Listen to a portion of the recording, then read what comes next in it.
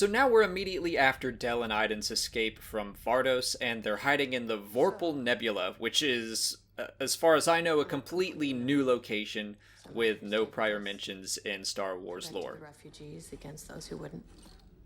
How are they? Shaken. Confused. You can see Del tinkering with the ID-10 droid. He did that a lot in the Inferno Squad book. That was kind of his job, to just help maintain it. I want to know what's next. We have to warn people. Who? The rebels? They're just gonna toss us in Sunspot Prison before we... I really like the mention of Sunspot Prison. That's a location that was created for the Star Wars comics, specifically the main run, and Imperial war criminals were sent there, and it was a very secret facility that orbited a star, so that made it very hidden and dangerous to attack. But a former rebel wound up sabotaging it, so it was destroyed well before the events of this game. I'm guessing Iden and Del just don't know that, or they're referring to Sunspot like a boogeyman type thing that just all Imperials have heard rumors of. Of the Imperial Raider Corvus, sending a general distress call to the Rebel Alliance. We surrender. Contact the General now. And now we're finally getting to meet Shriv, and this guy might be my favorite character in the game. He has just got the best attitude and the best lines. He is voiced by Dan Donahue. It's also great to see Lando again, because he's one of the characters we simply just don't know about after Return of the Jedi. He was in the Shattered Empire comic, and he was very briefly mentioned in Bloodline, but this game is the most time that we get to spend with him. Okay.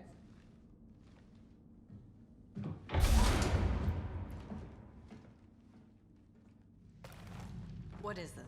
Now, Iden told Lando that she and Del have already given the Rebellion all the information they know, so they haven't fully defected to the Rebellion yet. They're just offering information to stop Operation Cinder. Iden is probably taking this more personally than Del.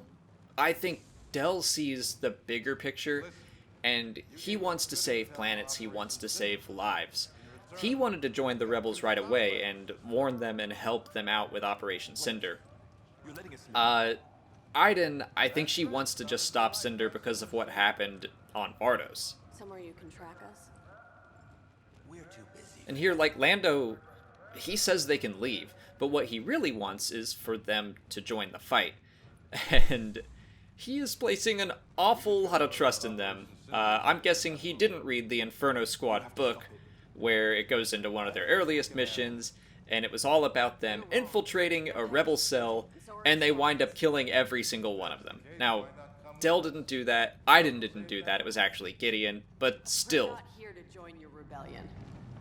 No one's asking you to. You can see the rebels studying a Cinder satellite in there. But, like, even still, at this point, Iden, she doesn't want to join the rebellion.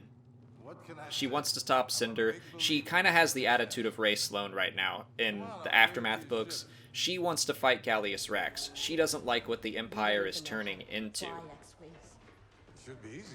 So her goal is just to stop Rax.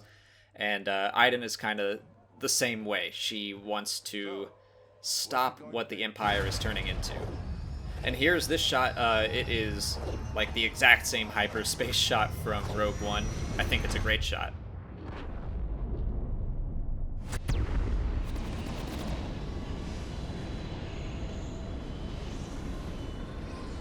All fighters, begin your attack. Lando, your timing couldn't be better. Those two lines right there are directly lifted from the Shattered Empire comic, because this whole scene is from Shattered Empire. I'm right behind you. Oh, I'm sure you are. Just know if either of you try something, I'll shoot you down myself. You really think you could? They don't call me Danger Leader for nothing. I love that Shriv's call sign is Danger Leader, and that there is a Danger Squadron. It's so edgy. It sounds like what Kylo Ren would name his TIE Squadron in the First Order. I feel like I rip on Kylo a lot, But I should be honest, like, I really do love his character. I just think that, I mean, he was so dramatic in The Force Awakens. I think they're probably going to tone that down in The Last Jedi, but anytime something comes up like the ATM-6, the all-terrain Mega 6 Caliber Walker, or the Mega Class Super Star Destroyer, I'm like, okay, who named this? So let's go ahead and talk about what led to this battle. Leia and Shara Bey, who happens to be Poe's mother, traveled to Naboo to try to convince them to join the New Republic. And this is all, 3 weeks or so after the Battle of Endor. While they're there, the Empire attacks, so Leia and Shara and Queen Saruna of Naboo launched a counterattack in N1 starfighters, and we even saw Leia at the start of this mission flying in an N1 starfighter. Right. Once we clear out those satellites, our capital ship can broadside that destroyer. So right now we're clearing out the satellites, and that was Leia and Shara and Saruna's goal. They were trying to take out the satellites just to buy time for the evacuation of Theed. And they were about to lose when Lando appeared to save the day. And by the way, Lando is in Nine Nub's ship, the Melcrawler 2, and I was really hoping we'd get to see that flying around. It obviously isn't here.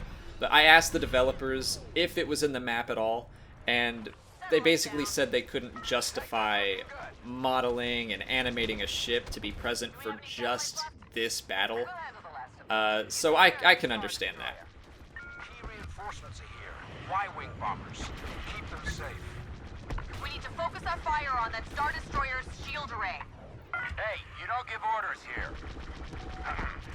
All units, we need to focus fire on that Star Destroyer. So there's, I just like Shriv's attitude. But after the Cinder satellites are destroyed, now we have to focus fire on the Star Destroyer, and it is called the Torment.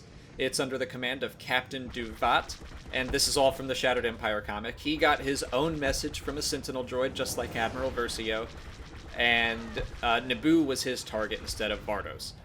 Presumably, he also had to take the Torment to Fondor, pick up his own satellites, and I guess he did all that before the station fell under attack. This part is basically just protecting Y-Wings by blowing up TIE fighters, and there isn't much else to talk about, so I am just going to speed through to the end. Shields are down. Good work. Our Y-wings finished their bombing run. So there we go, the Y-Wings have destroyed the shield generators, Everyone else, pull back. which magically reappear in this cutscene. I mean, there they are again. That's not good. This is where the attack ends in the comic book, but now we are learning that there was more to it than that. Ships are headed straight for Theed. They're gonna attack the city. That there was an assault on the city afterwards, and there you can see Leia and Saruna and Shara Bey's N1 starfighters along with ours. So now we are moving down to the ground. Again, this is something that was not shown in the comic. We jump from the attack in space to well after this attack when Leia and Shara are reunited with the fleet and their husbands. But now we're getting a little more story. 4 of us will have to do. Anyone know your way around machines? I do. You're with me. I love that Shriv obviously wants to tell Leia who Del is, that he's a member of Inferno Squad, but decides to keep his mouth shut because, I mean, they've got work to do, and I guess they have no other option than to trust them. Got it. Yeah. Got it. What are we activating? Something that'll stop the Empire. What's your name? Leia's outfit here is the same one she can be seen wearing in the Shattered Empire comic, and also the Princess Leia series, so that is pretty cool. I like that the modelers went outside the films to decide what to put on these characters, and whenever they open up, they say they're going to a cosmetic loot box model. I really hope that they keep doing that. I mean, there are so many different outfits that can be pulled for like every single hero and every single trooper.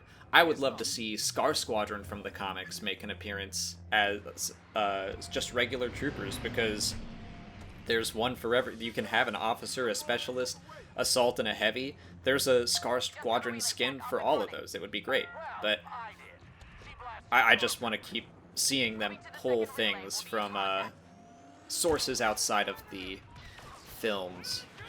This is another escort mission for Del, kind of like the Pilio mission with Luke, so I'm not crazy about it, but more this time, like, I'm a little bit bummed about Leia's abilities. I just don't really like them. I miss being able to zoom in to fire, and instead it gives you this explosive shot, which is cool, but I also don't like the flashbang grenade.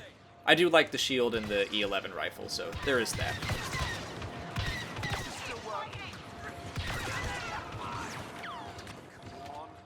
While we're here, though, on Theed, I just need to talk about how much I love this map. It's beautiful. Like, I did a video already back after the beta just about how beautiful this map is and how accurate it is. Like, I compared this map to the film and to the Complete Locations book, and it's insane how close they got. So that's just something really crazy nerdy that I love about fighting here. So, the relays provide power to the entire city. That's right. Until we get the grid functional again, Theed won't be able to stop the Empire. Again, it's pretty cool seeing U-Wings. I thought I read somewhere that the U-Wings were kinda out of service after the Battle of Scarif. Like, a lot of them were destroyed, and they were kinda rare anyway, but I don't know. I'm willing to forgive that. If I'm first of all, I may have read that wrong, but I'm willing to forgive it just because I like the ship design. I like seeing them. I think a good troop transport for Rebels was something that they could use. What would have been cool, like, we always see stormtroopers delivered in Lambda shuttles. It would have been pretty cool to see some TIE landers in use. We got to see them in Rogue One, we just didn't see them actually dropping troops off. I would like to see that. I need heavy fire on these Imperials. Get us to that relay! Alright, now we're at the second relay that Del needs to turn on. And there isn't a ton to talk about, so I'm just going to fast forward through this as well. Great. Everyone to the palace. Del's going to get inside and detonate an ion pulse. Excuse me? The Queen took precautions before the Clone War to keep Naboo safe from future invasions. An ion pulse that would disable any threat outside the palace. Won't that fry our weapons? Not if we're in the palace. So now we're learning about the countermeasure that Naboo has installed. And I really like this idea. I mean, first of all, in the context of the Galactic Civil War, I like that an ion pulse limits enemy casualties. It doesn't kill people unless, you know, they're in TIE fighters. We'll see that later. But it mostly just disables weapons, and everyone has to surrender. So I think that's very much within Theed's philosophy. But, oh my gosh, what's wrong with that guy? But, to get back to what I was talking about before I was so rudely interrupted, it makes complete sense that they would have an ion pulse as a countermeasure installed right before the Clone Wars, because they were attacked by a droid army. So an ion pulse is just going to straight up destroy that army and make them useless. Again, it doesn't kill anyone, unless I guess you consider droids sentient, which obviously I do think there's an argument for that, but it doesn't kill any organic beings. We'll go with that. Alright, I'm just going to fast forward again so that we can see the ion pulse in action, and there you go. I mean, the people in the walkers are probably fine. Obviously, this TIE fighter is going to have a bad day.